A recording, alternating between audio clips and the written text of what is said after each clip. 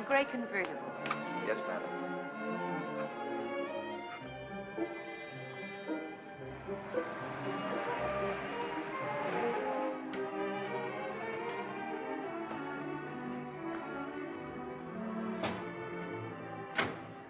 Turn off your motor, please.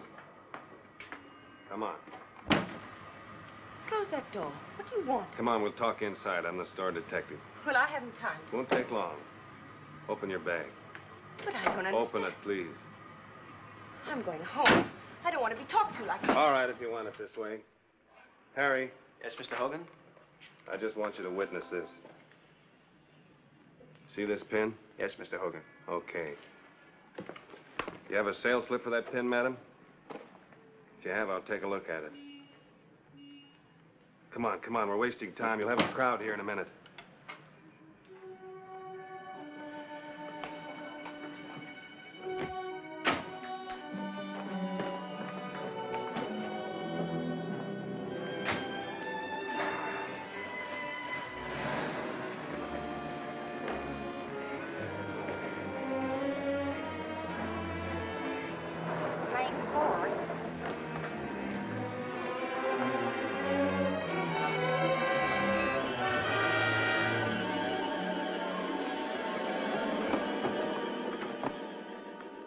She's probably just faking. Yes, they usually pull a feint when they're caught, especially the fancy-looking ones. All right, lady. You're awake now. Let's have your name. No. I can't tell you my name. We've got the goods on you. You can't wiggle your way out of this. The sales girl here saw you do your shoplifting. I certainly did. The mermaid pin was $300, and she said she wanted something more expensive. So I turned partly to the showcase, and I could clearly see your reflection in the glass as she The took... pin was removed from your purse by Mr. Hogan here. Now, you can either give me your name and come clean with a statement, or you can save it all to tell to the police. Police? If you know what's good for you, you'll talk now. You mustn't speak, Mrs. Sutton. You're still dizzy and too weak to remember. Hey, wait a minute. What is this guy, a lawyer? Mr. Sims knows who I am. Why, yes, but I'm busy, Mr. Corvo. If this woman is a friend of yours, the She's best thing... no friend of mine. It's you I'm concerned about, Mr. Sims, and your wife, who is a client and a very dear friend of mine. I don't think she'd like all the trouble you're making for yourself. Why, you don't have to worry about me, Mr. Corvo. I'm in no trouble, I assure you. Not yet. But you're starting one of the biggest publicity messes any store ever got into. This woman whom you're badgering is Mrs. William Sutton, the wife of the distinguished psychoanalyst. Treating her like a common thief will bring more discredit on you and your store than on her. Miss Wilson, will you see if Mrs. William Sutton has an account with us? Yes, Mr. Sims. I'm sure she has. You know, your job as manager is to protect your clients as well as your store from scandal. I don't need any advice about my job, Mr. Corvo. You'll think a little differently when you see your name splashed across the front pages as the man who hounded a proud, sick woman into a nervous breakdown. Oh, she's sick now. You know she is. You've had experience. A woman as wealthy and civilized as Mrs. Sutton isn't a thief. But the pin was in her purse. It wasn't the thief who put it there. I see. You mean she's suffering from kleptomania. Dr. and Mrs. William Sutton have had a charge account with us for 5 years. I see. Yes, I see. What you see is that Mrs. Sutton is wealthy enough to buy a dozen such pins. Oh, now, look, Mr. Corvo, I don't want any trouble. Exactly It just what I happened. thought. However, we'll have to make a record of this matter and keep it on file, even if we don't report it to the authorities. Thank you very much, Mr. Sims. Well, I suggested you add the cost of the pin to Mrs. Sutton's bill, which will solve the immediate problem to everybody's advantage. It's now legally yours, Mrs. Sutton. You bought it, paid for it, and are free to wear it without agitating the police.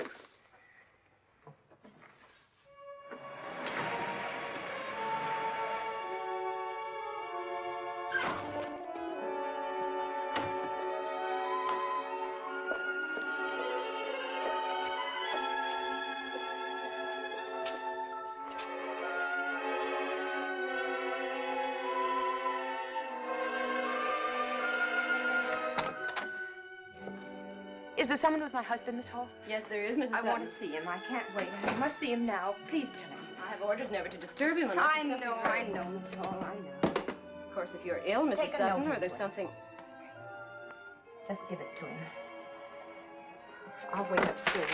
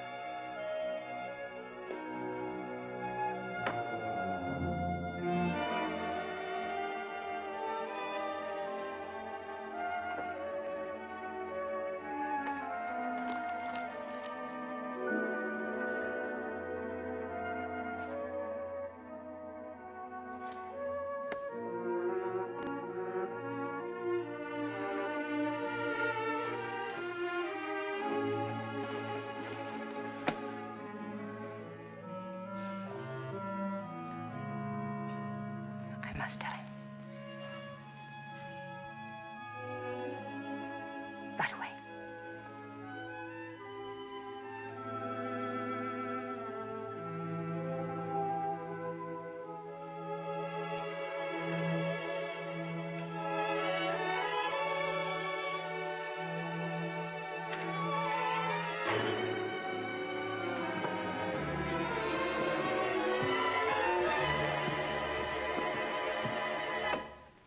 Anne. Anne, you all right? Hello, darling. What's wrong, dear? Nothing, darling. Thanks. Nothing. You look terribly handsome in the middle of the day before all your chattering patients have worn you out. Miss Hall told me you came in very disturbed. She said you insisted violently Oh, that that's so silly, violently. Darling, I just stopped to ask her if you were busy. I wondered if you wanted to go to the concert tonight. It's Heifetz. You haven't heard any real music for such a long time.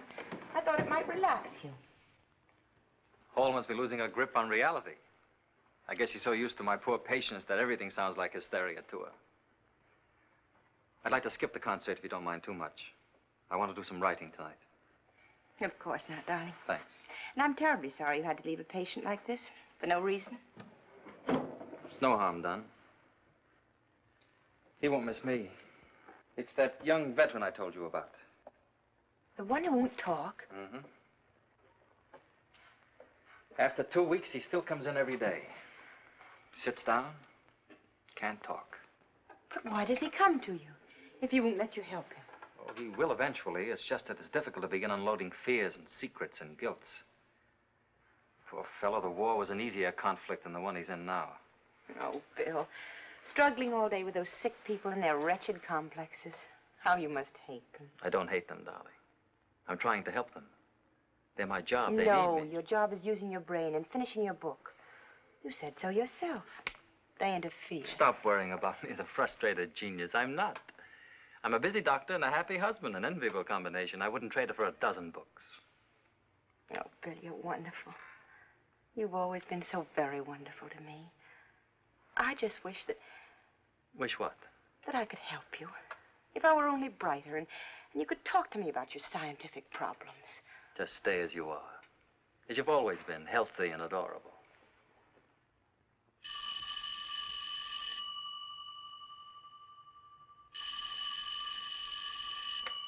Dr. Sutton's residence. Who is it? Who's calling, please?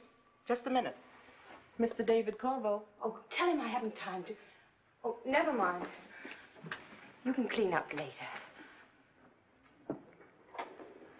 Hello, Mr. Corvo. I'm sorry, but I can't. I'm busy today. Mr. Corvo, it's utterly impossible. I have a luncheon engagement. But why should I see you? I quite understand. Of course, if you insist. Yes. Yes, I'll be there. 1 o'clock.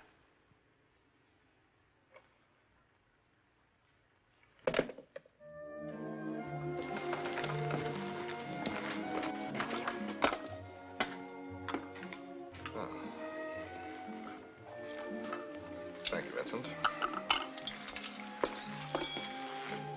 You were wise not to tell your husband, Mrs. Sutton.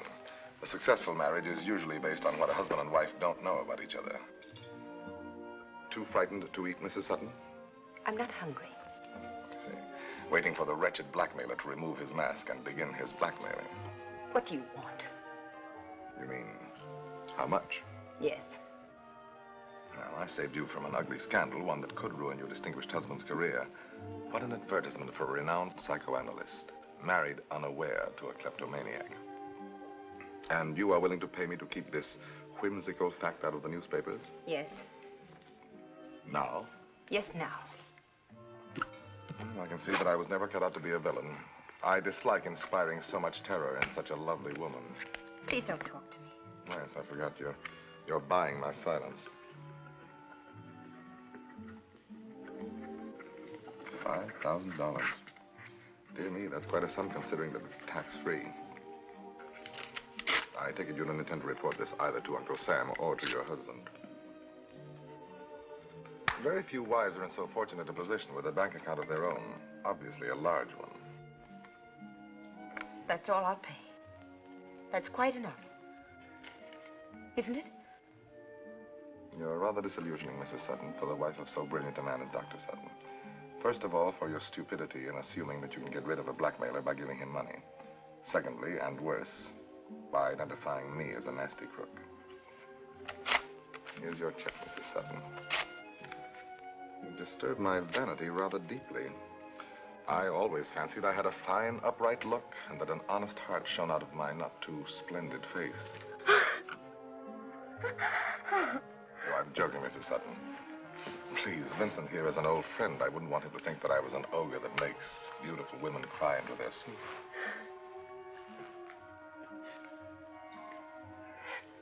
That's better. Thank you. And now, may I tell you why I insisted on meeting you? I had something to give you that I was sure would make you feel better about yesterday. I persuaded the manager, Mr. Sims, to give me the Mrs. William Sutton shoplifting report from the store files. Here it is. If you will tear it up, there will no longer be a record of yesterday's episode on file anywhere. I feel like such a fool. How can I ever thank you? Do you know Tina Cosgrove? Not very well.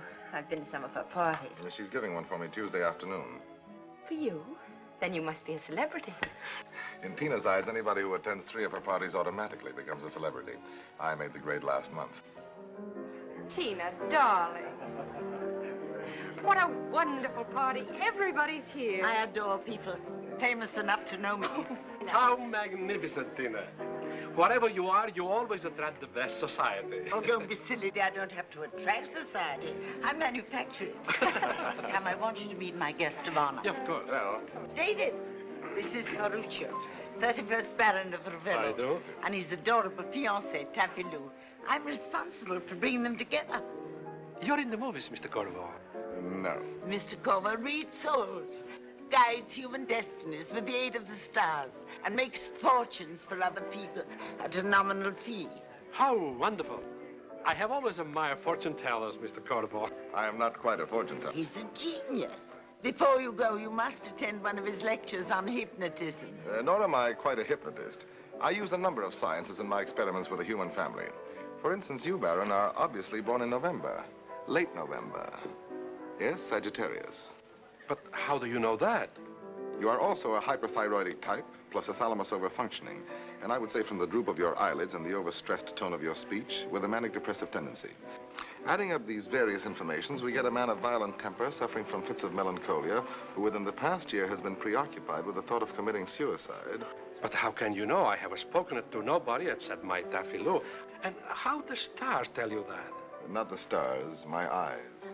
They too are a science. The cut is only recently healed. A bad one. But this man is marvelous. You mustn't move a step from now on without consulting him. I'll arrange everything. I'll bring him to Italy for your wedding. All it will cost you is expenses for David and me in Rome. It will be a pleasure. Darling, you make us sound like a pair of pickpockets, which is unfair to one of us. Will I get you a drink, Anne? Yes, please. Arrivederci. Arrivederci. I hope that your new marriage will give you something to live for, if only a divorce. A pure canaster, boys. Now, this will help your headache. Does it show? Not much. A little squint in your eyes. How could you tell the Baron was born in November? Taffy Lou is my protege. I interviewed her just an hour before I came to the party. Very ingenious. I'm so glad you're here. You make Tina's party seem an almost human event. You're wonderfully remote from this sort of people. I want to help you, Anne. Your eyes are full of fear and tension. Have you slept? No, Not since that day? I can't sleep. Pills any help? They're no good. They don't put me to sleep. They just make me jump inside. Yes, I know. I'll have to ask Bill for some other kind. Don't. Your husband is not entirely a stupid man. If he finds out you have insomnia, he'll start looking for its cause and probably stumble on it. We don't want to disillusion him and appear like all the other twisted little customers on his analyst's couch.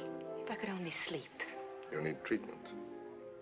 And you can't go to a doctor. Your husband would hear it at the first psychoanalytical cafe class he attended. So perhaps you will swallow your prejudice against a humble astrologer whose only medical diploma is the gratitude of his patients. Thank you. But I can't possibly become a patient of yours. You are already. The fact that I know of your kleptomania, the fact that I know that your mind is sick and threatening to get out of hand, gives me a medical position in your life, doesn't it? Yes, I suppose it does. You're relaxed with me. You don't have to exhaust yourself trying to seem normal. The serene and devoted wife who doesn't dare upset her busy husband. Your soul can undress in front of me. That means that your cure is already beginning. I can make you sleep. Every night. 9 hours of peaceful, happy sleep. How? Trust me. Look at me. There are no thoughts in your mind, no fears. Trust me. I can help you. Don't think of anything. Forget. There is nothing to remember. Just close your eyes and forget. Forget. Forget.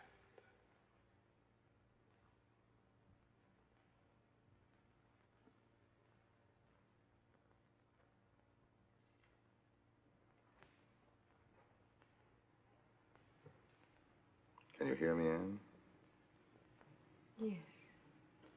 You can hear only my voice. All of the sounds have faded away. You will hear only my voice until I wake you up. Yes. You must do what I say. Do you know that? Yes. Go to the window. Draw the curtains. Go to the door. Close the door. Then come back and sit down. Now, open your eyes.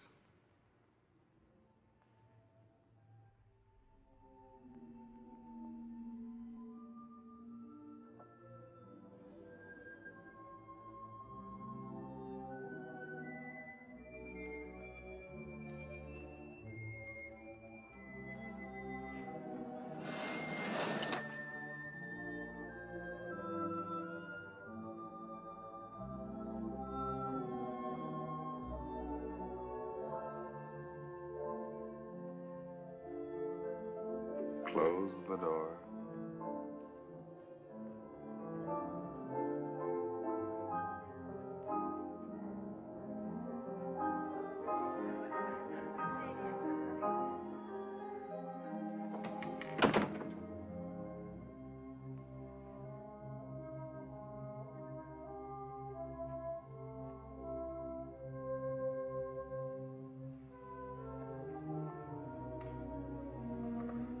Give me your hand, Anne.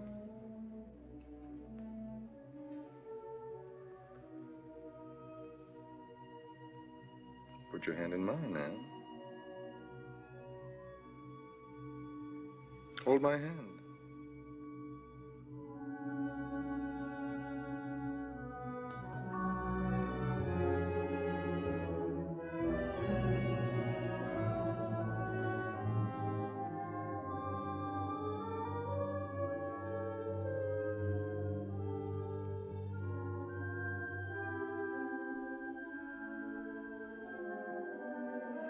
Close your eyes. I'm going to leave an order in your mind that you will obey later. Yes. Tonight at 11 o'clock, you will go to sleep. I will go to sleep. You will fall asleep at 11 o'clock tonight, and you will sleep for 9 hours. I will sleep for 9 hours. You will remember nothing that has happened here. Nothing. You will wake up slowly and pleasantly. Wake up now.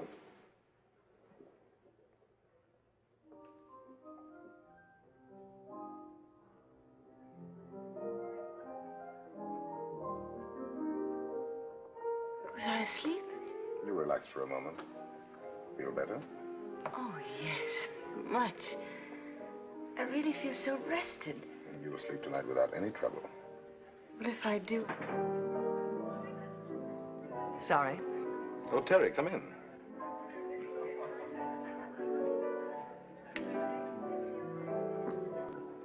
Well, who was that? The woman who no longer admires me as much as she used to. Her name is Teresa Randolph. At 3 o'clock tomorrow, Anne? What about 3 o'clock tomorrow? I'll expect you then at my apartment. Your apartment? You give that simple word a wealth of sinister meaning that almost brings the Victorian era back into existence. I work at my hotel. I find it more convenient and less expensive. I'm sorry. 3 o'clock tomorrow? Yes, I'll be there. Good. Look, the 31st Baron of Ravello looks as if he may escape with all his palaces in your absence. You better do something about I'm it. delighted to have brought back a little of your wit, even at my expense. Ma barone, perché andate via tanto subito? Rimanete ancora, vi prego. In the meantime, I'll fix E up. siete mio invitato favorito, bravo. How do you like that? Qui. He speaks Italian, too. Poor girl, something out of her mind.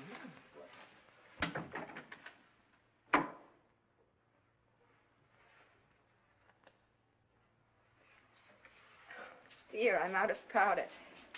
Care to use mine, Mrs. Sutton? Thank you. It's a bit dark. I like that shade. Yes, it keeps one from looking like a corpse in the sunlight. I'm Teresa Randolph. How do you do? I owe your husband a great deal. He's a very brilliant and honest man. Yes, he is all of that. Have you known David Corvo long, Mrs. Sutton? Not very. I have.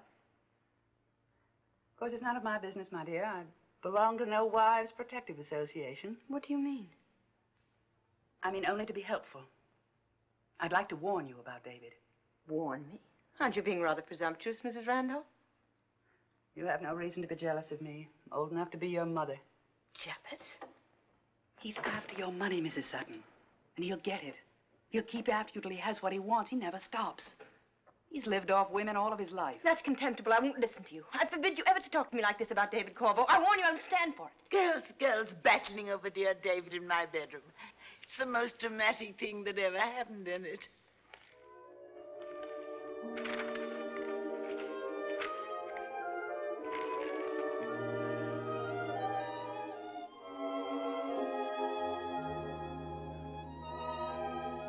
Three days and 3 nights without you. You know, that's a great sacrifice to make for psychiatry. Would you like me to go along, Bill? I love San Francisco. Oh, it would bore you to death. Afternoon and evening sessions. I wouldn't go myself if I weren't slated for one of the main discussions. Of course you must go. I'll be lonely. Very proud of you. Oh, darling, I'm all greasy. A minor handicap. You have a good time at the Cosgrove party this afternoon? Yes, very nice. I'm glad. Who was there? Oh, the usual people. You know, the greatest kick I get when we go to a party together is when people stare at you and say, "Who is that lovely girl?" Why, that's Dr. Sutton's wife. She's very devoted to him. My head swells up like a balloon. Thanks, darling. Oh, I'm terribly sleepy. What time is it? Just 11. I'm sorry, but I've got to sleep. I'll put out the light in just a minute. Well, my sleeping beauty. Take off your robe and slippers. Hey.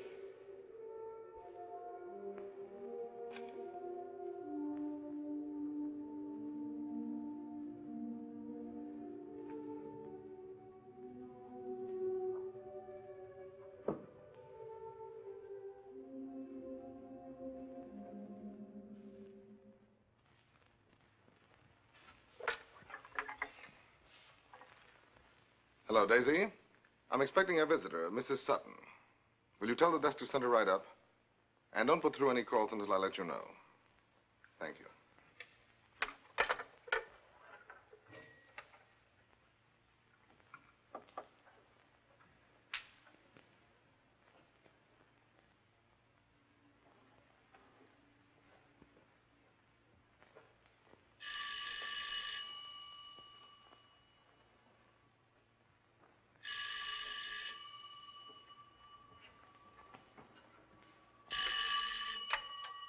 Now, Daisy, I told you I didn't want to be disturbed.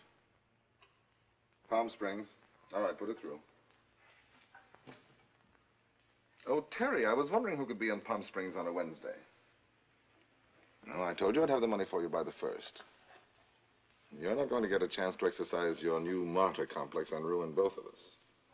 You're going to pay every dollar you owe to your loving daughter and live on as an honest woman. My dear old ex-adored, I don't think it's any of your stupid business just where I get the money or how. Yes, granted, I'm an oily rascal. Yes, I agree, a liar, a swindler, and what was that last one? Ah, yes, without a trace of human conscience. Very good. You're in top form today, Terry. Almost makes me lonesome for your faded charms. No, I won't have it for you tomorrow. I told you it would take at least another week. Oh, and watch yourself, my dear. Mars and the minor planets are entering your 7th house until the 21st. That may mean serious trouble for you unless you're very careful. Have fun.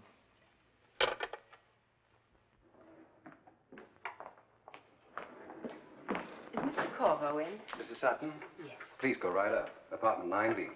Where's the house telephone? Right over there, but Mr. Corvo is expecting you. Thank you. Apartment 9B, please.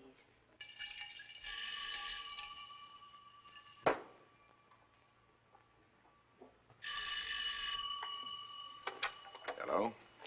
Oh, my dear Anne, where are you? Well, you're very prompt. That's always a virtue in a patient. Please come up, 9B. What? My dear Anne, you're being utterly absurd. I always see my patients in my apartment. Well, it's my office. Very well, I bow to your abysmal scruples.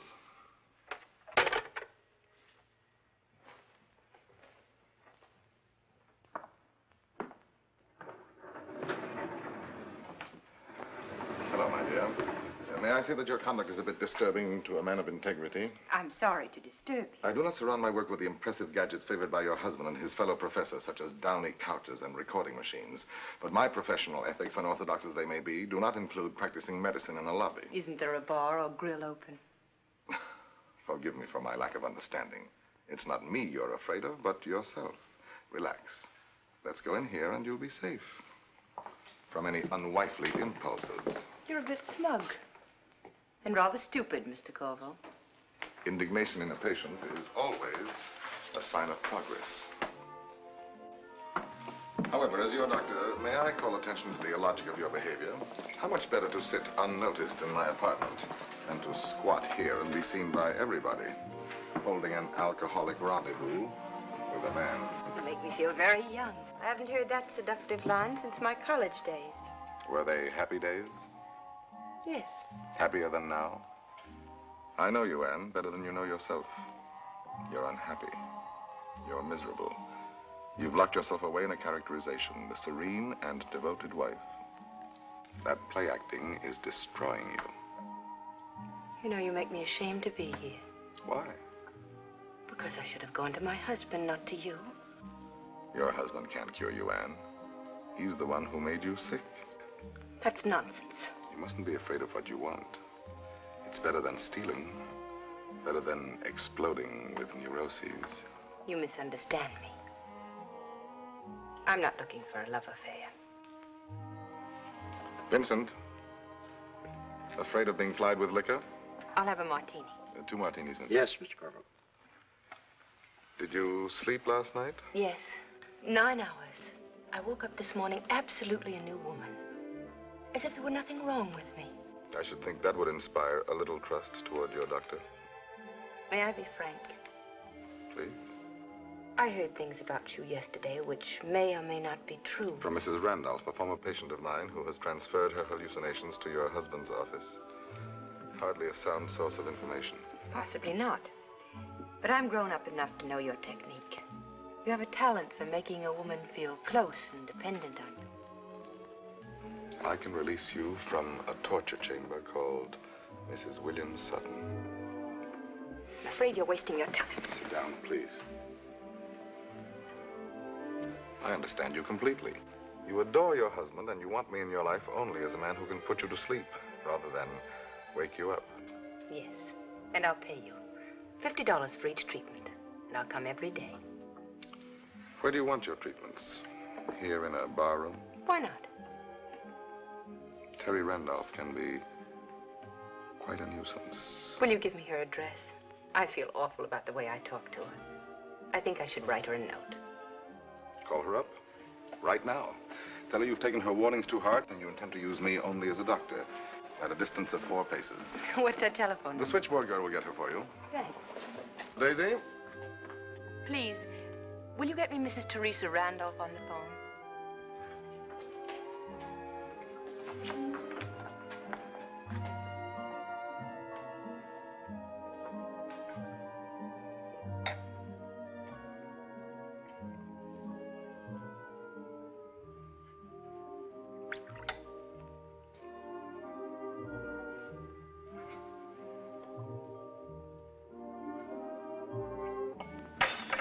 Vincent.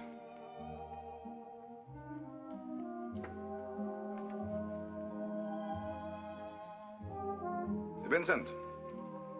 There's a small accident. Clean that up quickly and bring us 2 more martinis with you. Right away.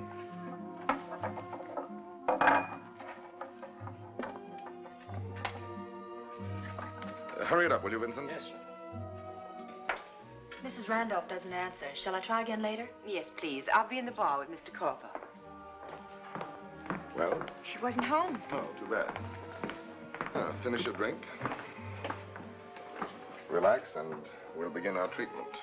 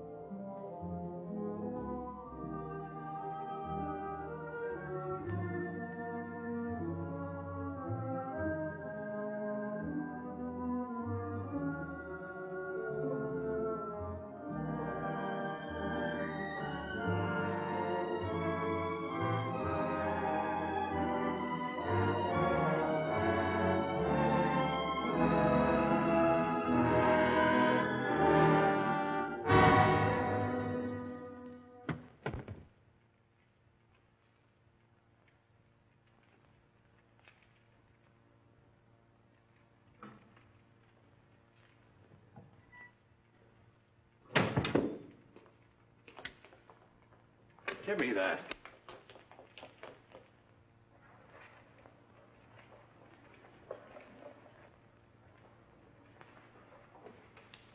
Dead? Yeah. Turn off the burglar alarm. I'll call the police.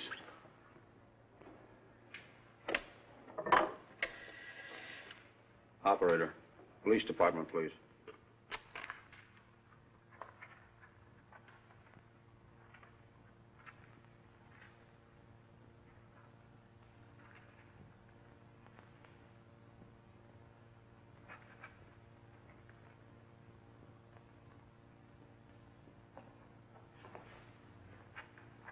This is your statement, Mrs. Sutton. If there's anything you don't agree with, please mention it.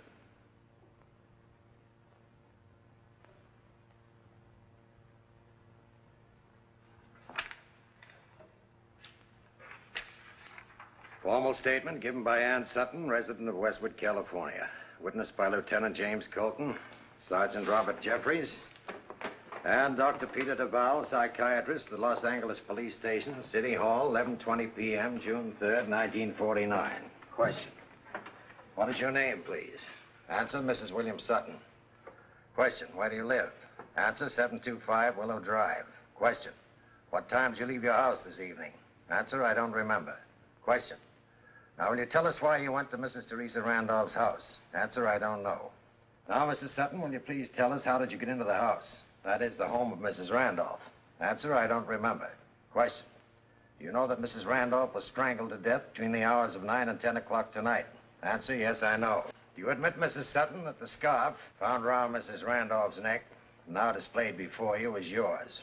Answer, yes, it is my scarf. Question. This pin with the clasp broken was found on the floor near the murdered body. Did you drop it while you were strangling Teresa Randolph? Answer, I don't know. Question. Had you any reason for hating Mrs. Randolph? Answer, yes. That's not true. I didn't hate her. But you said you did. I heard you. I couldn't have. I don't remember going there, I tell you. I couldn't have done it. I couldn't.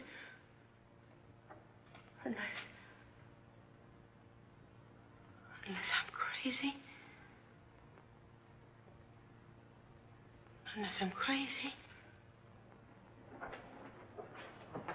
If you wish, I can remove that remark about hating Mrs. Randolph from your statement. Doesn't matter. I'm all so mad. I'll continue reading that. Question. Did you go to Mrs. Randolph's house for the purpose of killing her? Answer, I don't remember going there. Hello? San Francisco. This is Dr. William Sutton. I'm sorry, I can't hear you. Would you mind repeating? Yes, Mrs. Randolph's a patient of mine.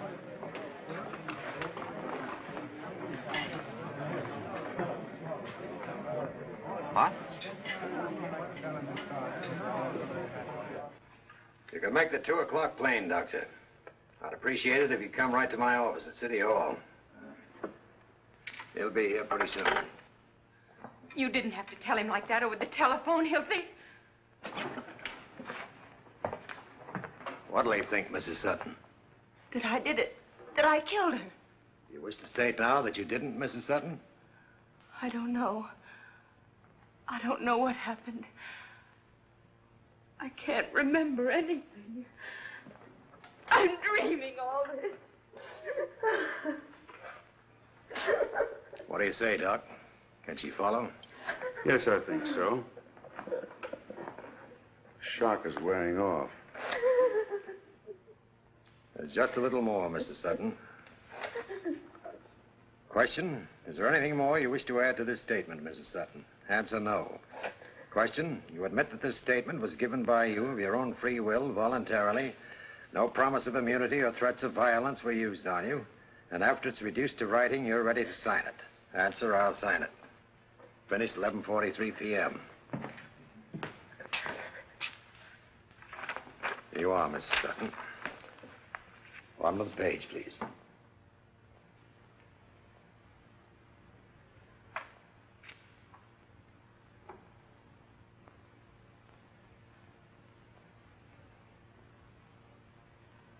Yep. All right, Bob. Let's go.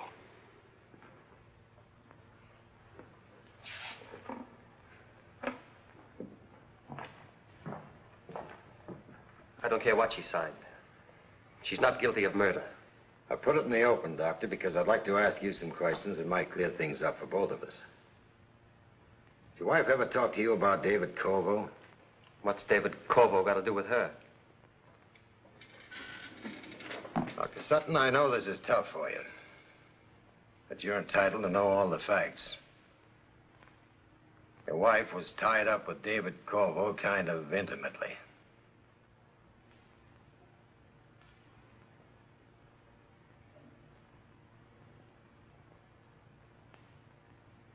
It's ridiculous. I don't believe it.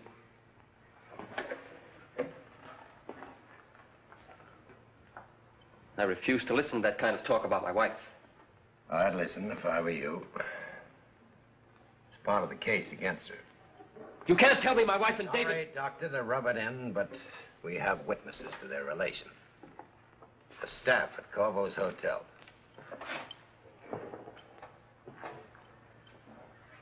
But it can't be true. It must be part of some fantastic plot against Anne. Last week, your wife denounced Mrs. Randolph in a fit of jealousy for coming between her and Corvo. Happened at a party. Your wife paid daily visits to Corvo's hotel for a week before the murder. She sat drinking with him in the bar room. She quarreled with him there one day, broke a glass, then rushed out to telephone Mrs. Randolph. You have witnesses for that? Yes.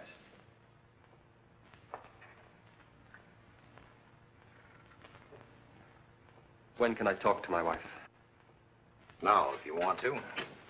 She's waiting in Dr. Duval's office. Get her, will you, Bob? You understand? It'll have to be in front of me. If I could have 10 minutes alone with her. Sorry, police regulations. But we'll stay out of your way. We're not trying to throw any curves in this case, Doctor. Isn't necessary.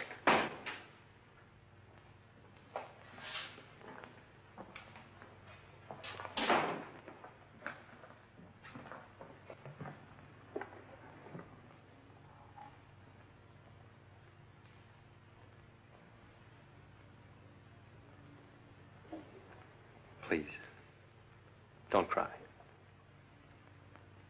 I won't. Thanks. Sit down, man. I think I ought to explain, Doctor, that anything your wife says in answer to your questions may be used against her. We understand.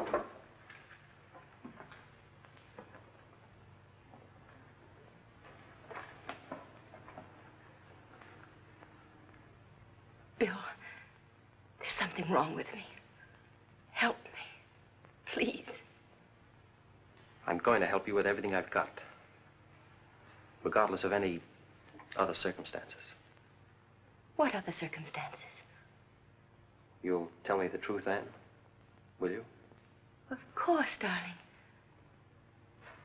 I want to hear about David Corvo.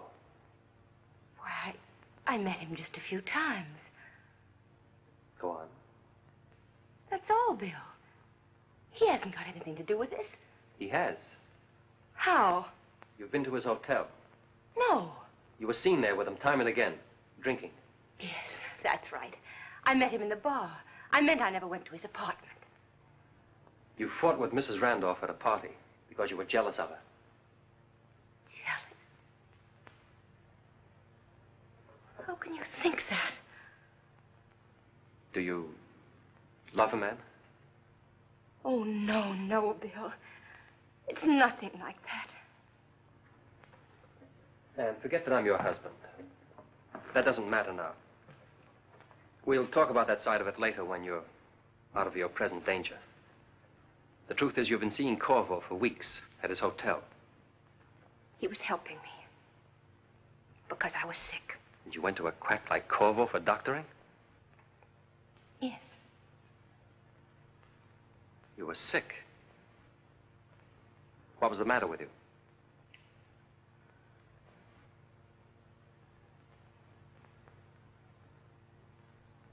And how did it start? How did you meet him? You wanted to tell me? Tell me. I'm mixed up, Bill. What are you asking me? How did you meet David Corvo? You won't believe me. No matter what I tell you. You don't want to hear the truth. You won't let me tell it. You think I'm lying. You are. Oh, no, Bill. Does this cheap parasite mean this much to you that you're He willing to means wreck nothing. everything to cover up for him? Cover up for him how? You saw him there. You saw him kill her. You're trying to protect him. Oh, no, Bill. I didn't see him. You don't believe me.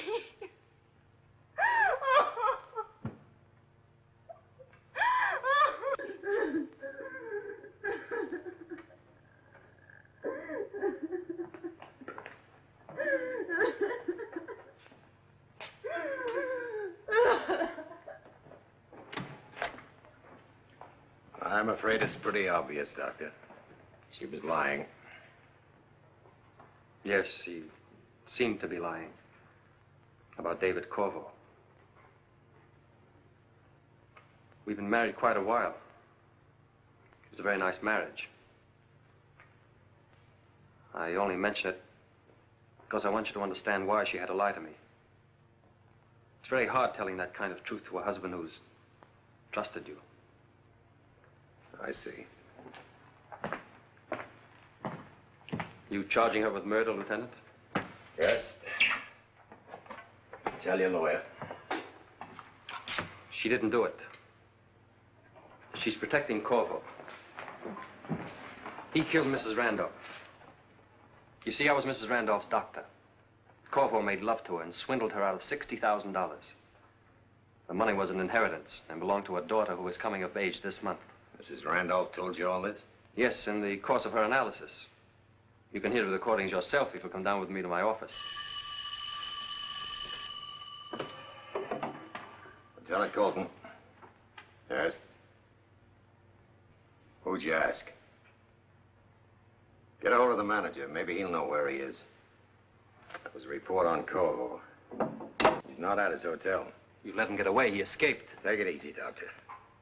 If you have any facts, I'll be glad to hear them. But he's gotten away, I tell you. Facts, Doctor. You say that Corvo and Mrs. Randolph together stole $60,000 of her daughter's money. Yes. I advised Mrs. Randolph to tell her daughter the truth. And to take David Corvo into court and face the whole rotten mess is the only way she could keep her health. She agreed. She saw Corvo and gave him a week to return the money before taking action. He beat her up and threatened to kill her. But she was determined to go through with it. She was going to notify her daughter and a lawyer on Monday. Corvo killed her to keep from going to jail as a swindler. Hold it a minute. Sounds pretty solid to me. Lieutenant Colton? You have, eh? Where is he? What? Okay, get over there. I'll be right with you.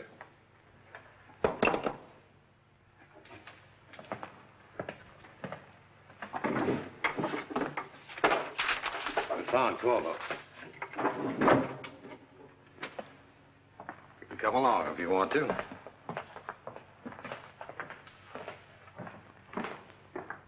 In here, Lieutenant.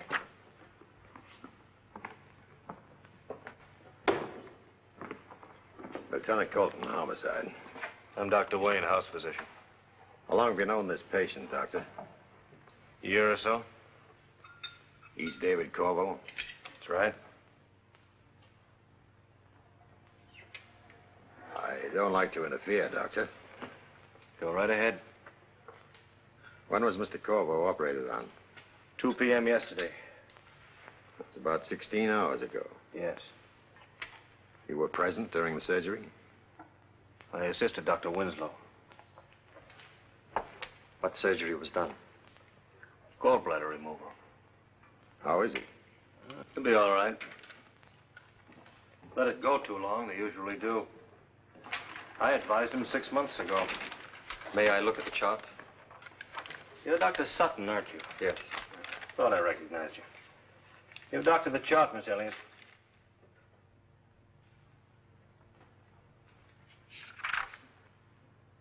fever's up. This indicates an infection. Yes, went up at night. Had to do a lot of sewing inside. It may be a stitch infection.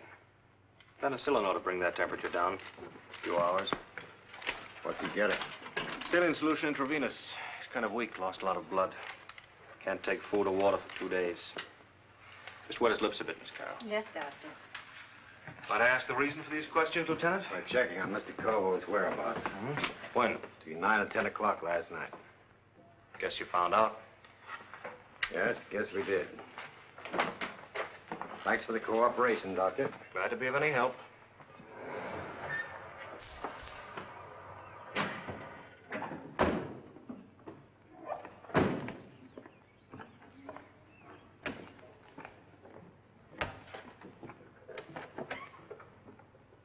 There's something wrong with it.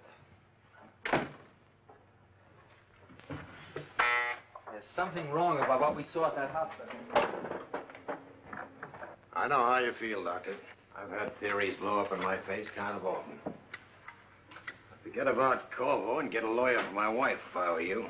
It's not a theory, Lieutenant. You'll hear facts. I didn't tell you half of them.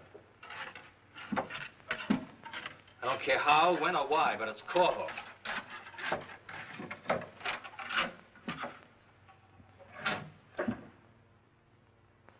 I put them in here myself. Miss Hall. Miss Hall, where are the Randolph recordings? I don't know, Doctor. You put them away yourself. The day you left for San Francisco. Yes, that's right. But they're not in here. Anybody besides you know the combination? Miss Hall and my wife. Your wife? Yes, she keeps her jewels in here. Did you open the safe while I was gone, Miss Hall? No, Doctor, I did not. How long have you worked for Dr. Sutton, Miss Hall? 6 years. Oh, she couldn't have taken them, I know it. Try to remember. It's important. Did you move them? No, Doctor. Did you ever hear what was on those recordings? No. I never heard any of the recordings. Dr. Sutton ever tell you what was on them? No. Doctor never discusses his patients with me. You think I made it up? You think there are no recordings? I'm not lying, Lieutenant. You've got to believe me. Well, maybe they'll turn up. I'd like to see the rest of the house, Doctor, if you don't mind. Save me coming back.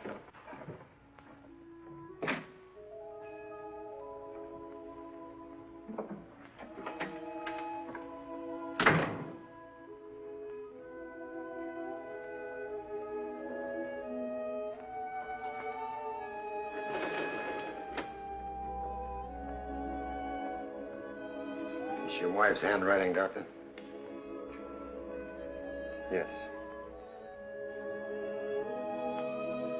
Would you say that was meant for you? I don't know. I'll take it along.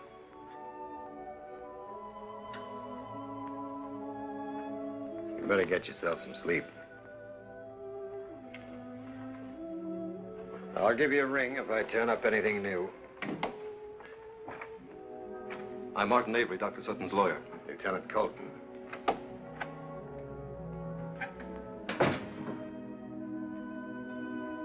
Bill, you know how I feel. Anne is like a sister to me. I've just seen her. I'm your friend as well as your lawyer, Bill. The situation may change, but right now, well, it's bad, Bill, very bad. There's no use beating around the bush. Anne is not responsible. That's our only and best defense, insanity. The man Corvo drove her crazy. We can prove this, both medically and legally. Bill, I know what a shock it must be to have found out this thing about Anne. Yes, it's a shock if it's true. I'm afraid it is, Bill. Of course, there's several angles to it. She may not be guilty of the actual murder. She may have seen Corvo do the thing and is trying to protect him. Not much difference. Or she may have been taking treatments from the man. The fellow's a hypnotist among his other shady practices. He may have hypnotized her, given her a suggestion to kill the woman. Can't make anyone act under hypnosis contrary to their strong religious or moral convictions. Unless she was jealous of the woman and hated her. And he used that. Yes, if she were jealous. Meaning she loved him.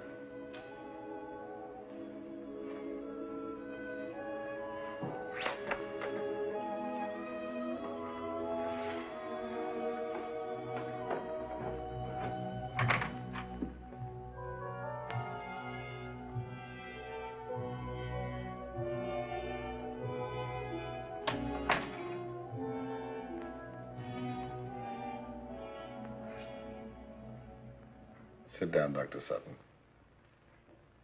I'll try not to doze off if you want to talk to me, Dr. Sutton. My fever's down, back to 101, I think.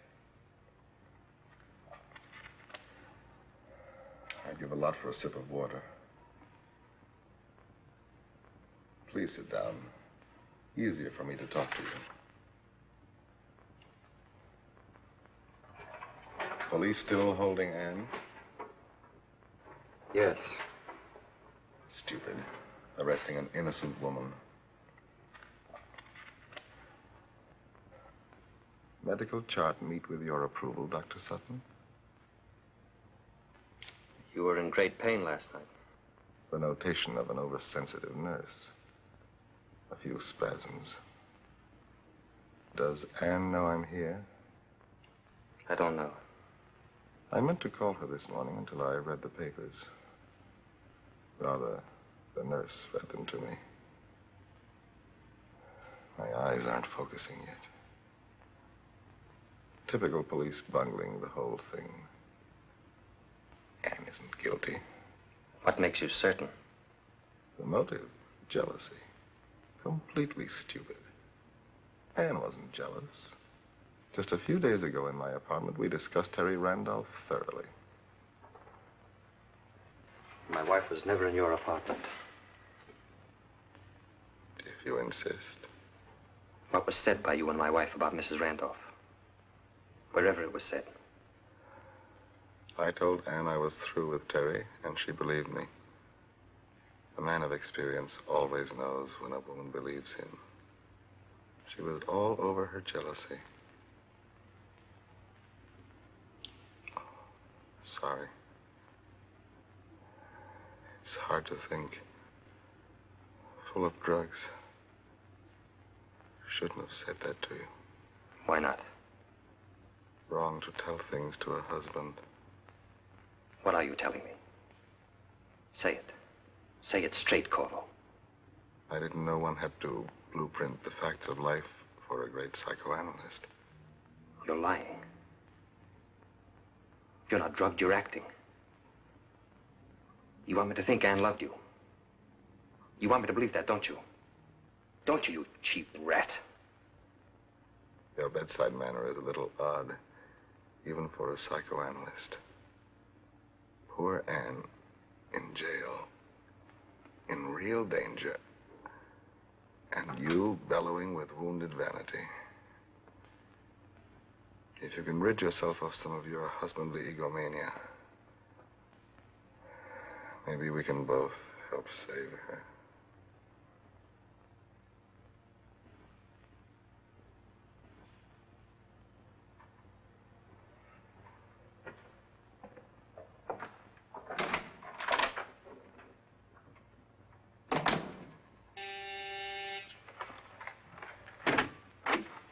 What do you want?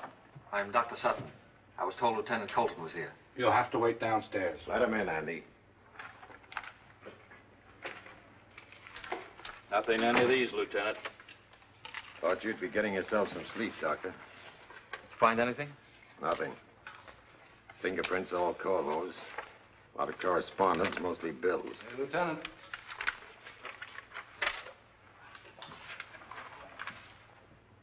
Finally got a bite, Lieutenant. Looks like a woman's. Yeah. Index, middle finger, and thumb. All clear as rain. Looks like the lady was her, all right. Bring these to my office. Keep looking. Coming, Doctor?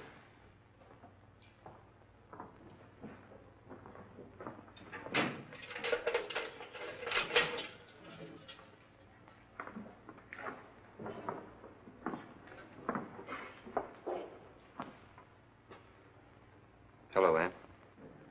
Come, sit down. Did you get any sleep, Anne? I've talked it over with Bill, and we've decided on a line of procedure. We'll plead not guilty and not guilty by reason of insanity. Does Bill want me put away as a lunatic? Is that the procedure? Anne, we want to save you, Bill as much as I. we'll prove that your relationship with this man, Corvo, unbalanced your reason temporarily and drove you He to... had nothing to do with it. He didn't unbalance me or drive me to anything. Bill did. I don't think there's any point in my listening to this, Lieutenant. No, don't listen to it. Run away from the truth, as you have ever since you married me. You made me play act. I had to pretend I was healthy and happy when I was sick and miserable. Headaches, I couldn't sleep. Afraid to tell you. Afraid to lose your wonderful love. Locked away in the characterization of a serene and devoted wife. I imagine that's Mr. Corvo's diagnosis. Yes, and he helped me sleep. By making love to you. I was never alone with him. You didn't visit his apartment? No, never. I refused. He asked me, but I didn't trust him. Why do you keep sticking to this story? And for your own sake, stop lying. I'm telling the truth. No, you're not. I've talked to him. I've been to his apartment. You were there. There's proof. You can't sit there and deny a love affair that's known to everyone.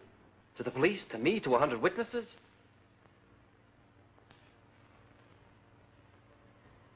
You've made your choice. You don't want my help. I can't be of any more use here, Lieutenant.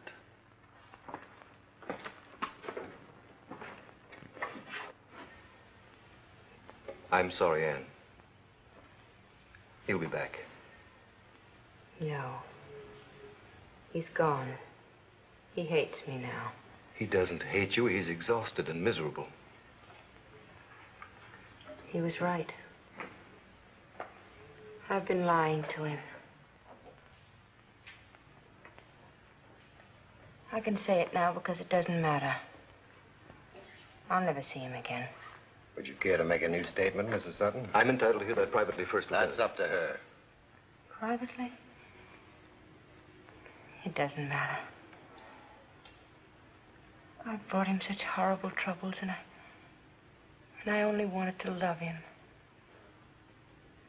My husband's a very nice man. I don't think there are any nicer or kinder. Wasn't his fault. It was the way I am. I'm telling you all this because it has something to do with what happened to me. I'm a thief. What? I stole.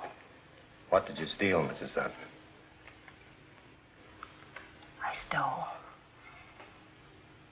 It will be better if he divorces me. He must. For his sake. He can't be married to a thief. I did it before I stole. In school, when my father wouldn't let me spend money. And even after he died, he tied it all up in a trust fund. Thousands and thousands of dollars, but I could never have a new dress. Or have anything I wanted. That's how I fooled my father. By stealing. He didn't love me. He thought he did, but he didn't. Nobody ever caught me. I thought it was over when I left school and met Bill. I wanted to tell him. But I was afraid he couldn't love anybody who'd done that. I didn't tell him. It came back. Because he was like my father. He treated me like my father did. And I had to do it again. I tried not to. I couldn't sleep and got a pain and had to do it again. I stole a pin from a store. The Wilshire department store. He saw me. Who? Corvo. He helped me get away after they caught me. And that began your relation with Corvo.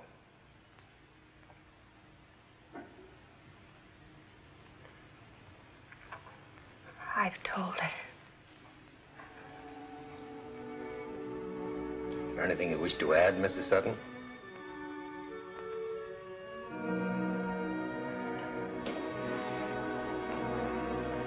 Take her back now.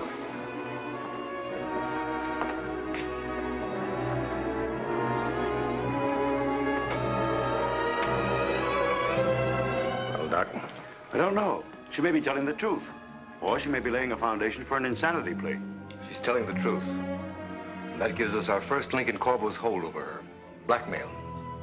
Quite a peculiar customer, this Corvo.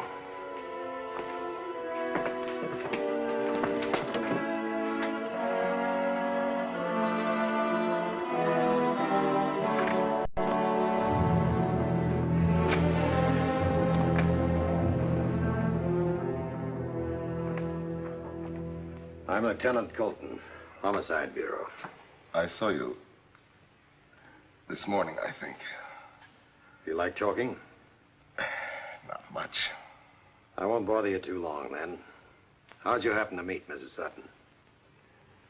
I imagine she's told you. You tell me. We're checking with the Wilshire department store, so if it's true, you might as well tell me. It's true. You saw her steal a pin and helped her out. That's right, Lieutenant. I understand you had quite a talk with her husband this morning. Yes. Difficult conversation, but civilized. No blows struck. Told all, eh? Kind of let her down in a hurry. I'm a bit too adult to cover up for that kind of a woman. What kind is that, Mr. Corvo? The disloyal wife. Don't misunderstand me. Personally, I have nothing against women betraying their husbands. Even our government is against monopoly. Oh, I seem to have offended you. I take it from your unpoliceman-like blushes that you're a happily married man. I was. She died last month. Sorry. Gallbladder operation like yours. Only it didn't turn out so well. From a lot of angles. That operation of yours saved you a lot of trouble. In what way, Lieutenant? You'd have made a pretty good suspect. Better than poor Anne? Much. I'll talk it over with you sometime when you're feeling better. Just a minute. You've made a rather startling accusation, Lieutenant. It's not fair to leave on that. Well, we hear you extorted $60,000 from Mrs. Randolph. She was threatening to pull you into court to get it back. You beat up Mrs. Randolph. Threatened to kill her if she exposed you as a trimmer. She died just in time for you to miss that. May I ask who is responsible for these rather stupid rumors? Dr. Sutton. The husband of a woman who seems to be guilty of murder? At least, according to the police. Maybe he has evidence. You mean the recordings of Mrs. Randolph's analysis by Dr. Sutton? We know about that. Oh, it's one of the latest wrinkles in psychiatry. Wiretapping the subconscious. The babblings of an elderly siren being treated for mental disorders are hardly evidence. Even for a third degree, Lieutenant. That's why you're here. You've been listening to Mrs. Randolph accusing me from beyond the grave. Why not let me hear the recordings, Lieutenant? I think I'm entitled to know what else is in them, Lieutenant. I have a certain standing that might well be ruined, but...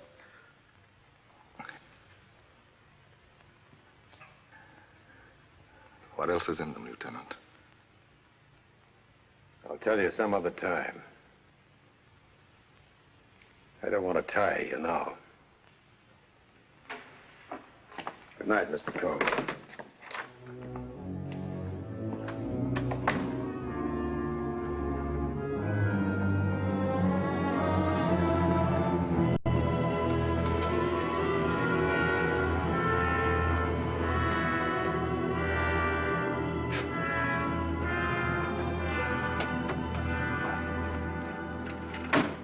I had to see you, Lieutenant.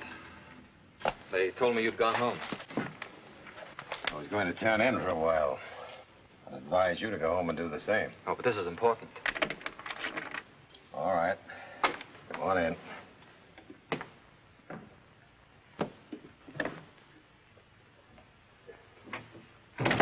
Kind of empty in here. I usually go in the kitchen.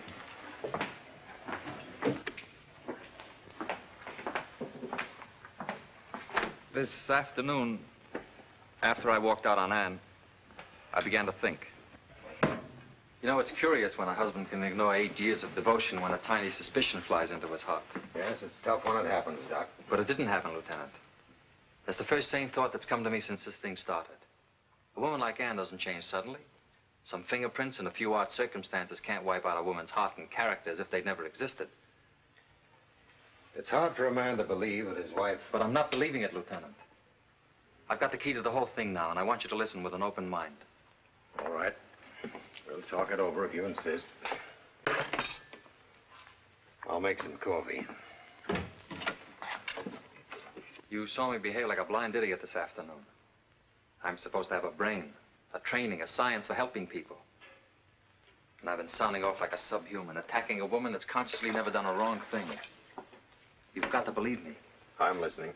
This morning, when we found the recordings gone from my office, I knew who had taken them. I couldn't bear to tell you, but I knew. Anne. No one else could have taken them. I didn't tell you because it meant she had stolen them to protect Corvo. Consciously stolen them for him. That's what I thought. All the more reason for thinking so now, Doctor. She's admitted being a thief. But that's the whole point. Avery told me what she'd said after I'd left. Her kleptomania. It's probably a neurosis from her childhood. I'm not sure before I talk to her, and it'll take time to straighten her out. But now that I know, well, I've got lots of time. Nothing but time as soon as she gets home. Getting home is something I wouldn't bank on too much, Doctor. He couldn't make her steal under hypnosis unless she was already a thief. And that's how it happened. He made her steal the records and go to Mrs. Randolph's house under hypnosis and be found there with a dead woman when the police came in. That would make a good line of defense if you could figure out who did the killing. Corvo. Wait a minute, Doctor. I've been willing to go along with you, but his alibi's solid. I tell you it was Corvo. You're butting your head against a stone wall. I don't like him either, but he's accounted for. You saw him. He's not accounted for. His alibi stinks to high heaven. Here, I brought this out of my files for you. It's a UP story on the Hamburg dateline, December 10th, 1948. Absolutely authenticated. Dr. Theodore Herr, a surgeon, operated on himself under self-hypnosis. Removed his appendix in an operation that took 4.5 hours. He got up off the operating table and went to work for the rest of the day. No pain, no shock. I can't go along with this, Doctor. I'm sorry. I tell you, that's what happened. Corvo hypnotized himself and slipped out of the hospital at 8 o'clock and went off and killed Mrs. Randolph as he threatened to do. Then he came back. His fever was up to 104. The chart showed a sudden rise, remember? You're not helping your wife any with these loony theories, Doctor. I happen to know what a gallbladder operation is like. Look, Lieutenant, I'd like one favor. Can't do people favors in a murder case. Anne can solve the case for you. Okay, I'll let her work on it tomorrow. The solution is hidden in her brain, and I can bring it out. Let me take her to Mrs. Randolph's house where she was found. There, her memory can be awakened. That's enough theories for one night. I'm tired. But once she starts remembering, there's a good chance I can get her to retrace her movements. Tell us where she took the recordings. Tell us Corvo's orders given under hypnosis. It can be done, I tell you. Not by me. I have to do things my own way. Look, Lieutenant, this is a special case. My wife... Doctor, there's nothing special about your wife any more than anybody else that gets mixed up in a murder case. I've given you all the breaks I can. It means nothing to you, what I've been saying. Not a thing. You won't take us there for 1 hour. No chance. I'm not going to make a fool of myself in this case. Listening to a punchy psychoanalyst.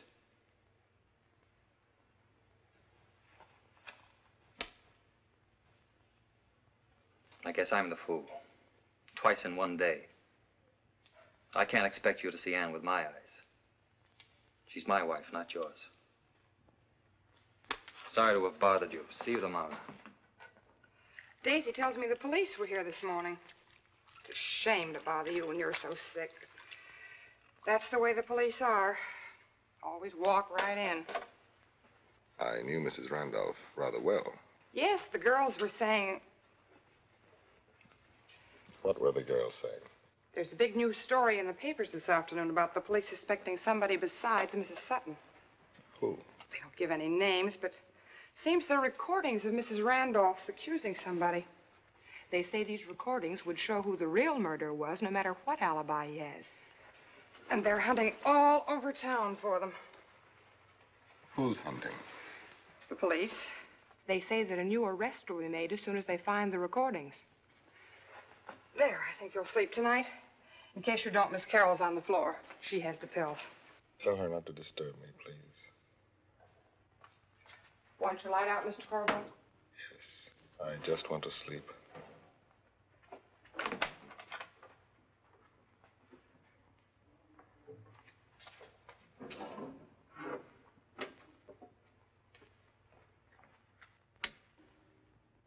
Good night, Mr. Corvo. Good night.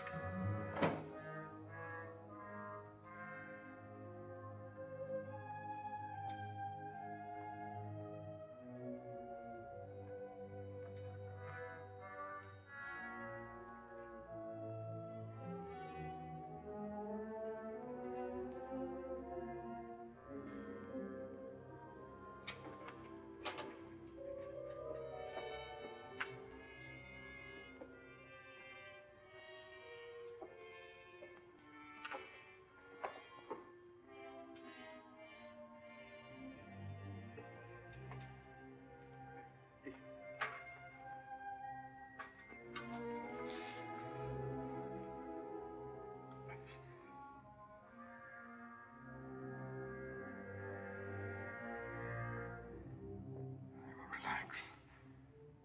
I'm going into a deep trance. All pain is leaving me. I'm getting stronger. Stronger. There's no pain. Pain is gone. It doesn't hurt me. Nothing hurts me. I can move without pain. I can walk. I'm strong. Strong. I'm able to do what I want. It doesn't hurt. I can walk.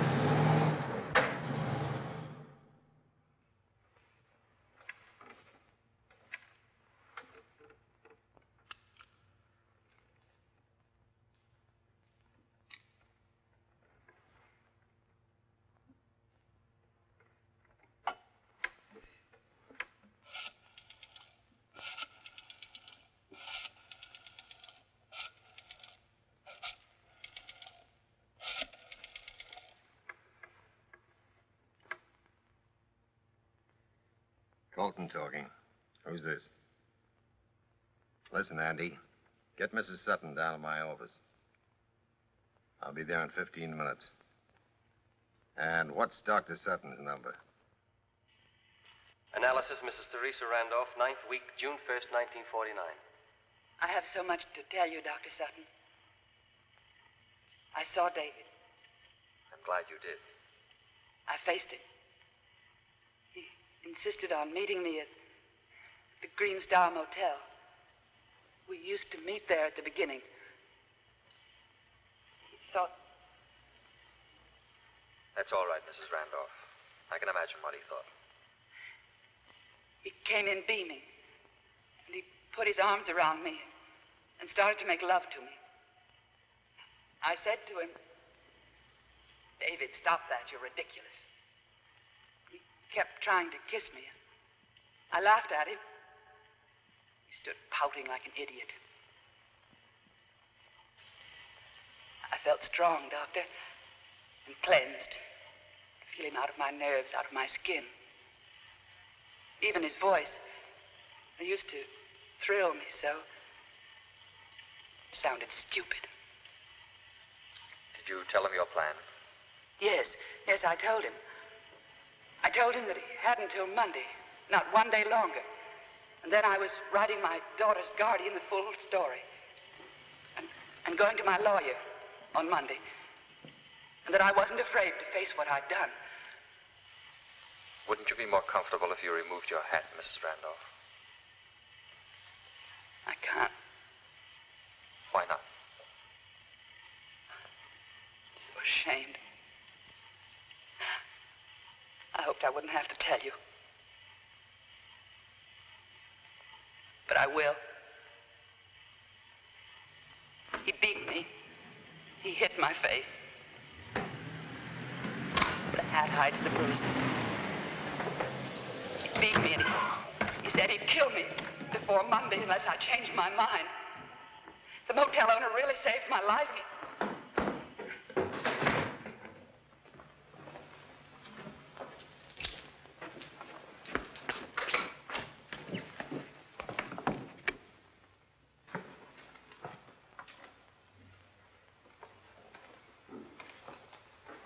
Bill,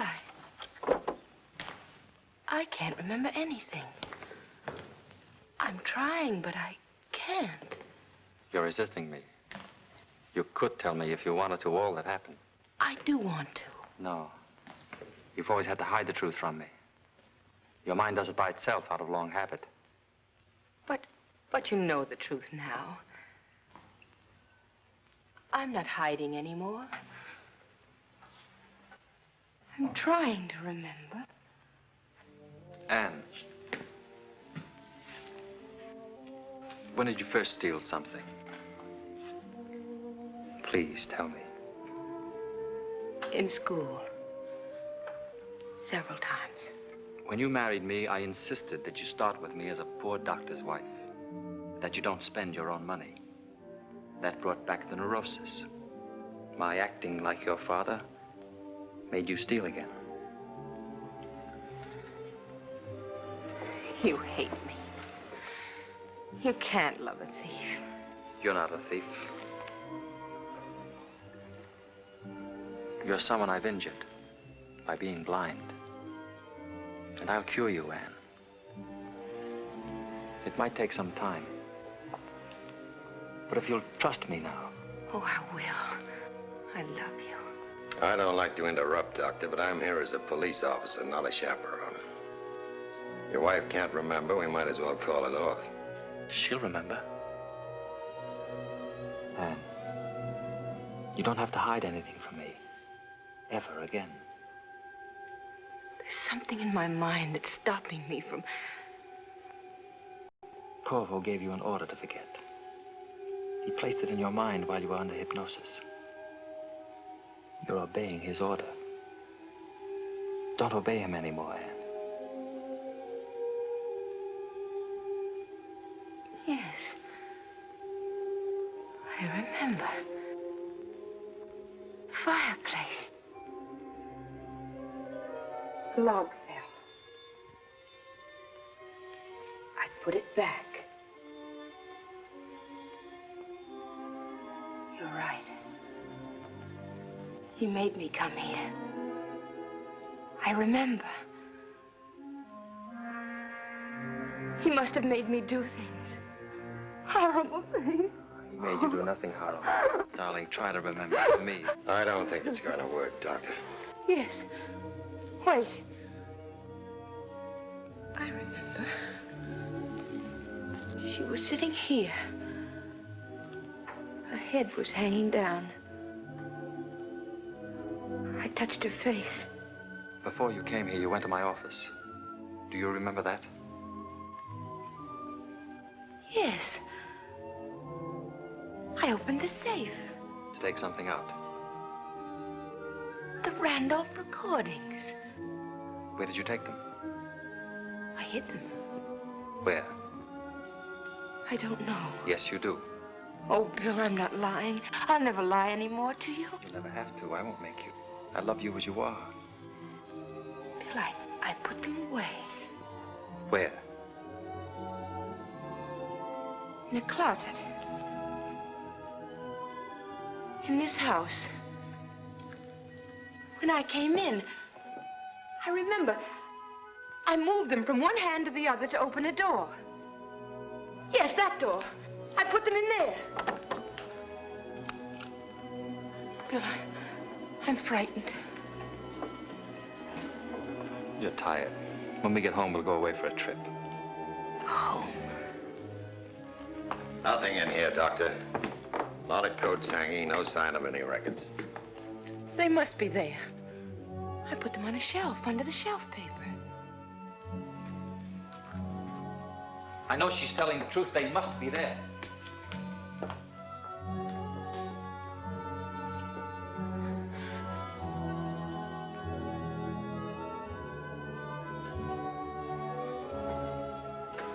Don't move, Anne. When they come back, tell them the records are upstairs in one of the upstairs bedrooms. I can get away if you do that.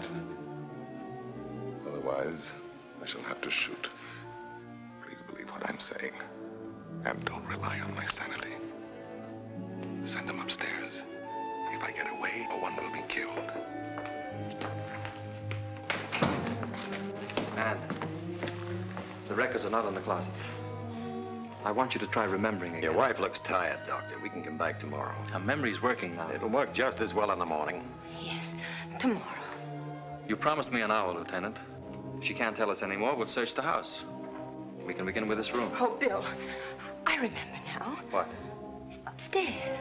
You took the recordings upstairs? Yes, to a bedroom. Are you certain?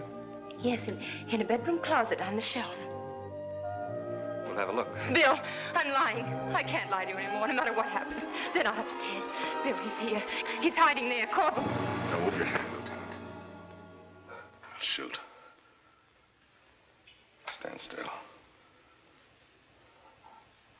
The records you're looking for are in a very natural place. On the phonograph. I found them somewhat amusing.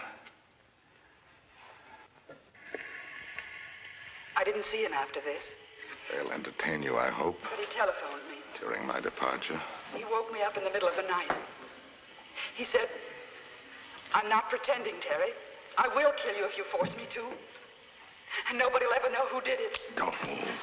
Then he denounced you, Dr. You're Sutton. bleeding to death, Corbo. Look. He said he hated you, and that you were responsible for everything. Stay there. And I said yes. You'd better let us help you. Yes, Dr. Sutton has given me the Stand strength back. to live as a human being. You're too clever for this, Corbo. You know you can't get away. I've done many things too clever for you to understand.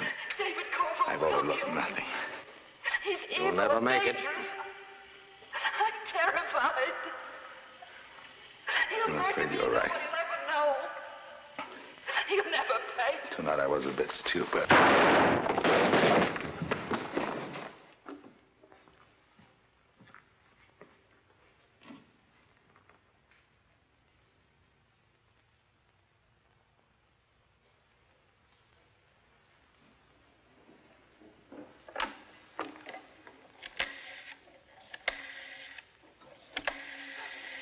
Dead. I'll pass Mrs. Sutton over to your custody, Doctor. Emergency desk, please. Nice to have a wife come home to you. Hello, Lieutenant Colton speaking. Send an ambulance to 1400 Canyon Drive to pick up a body.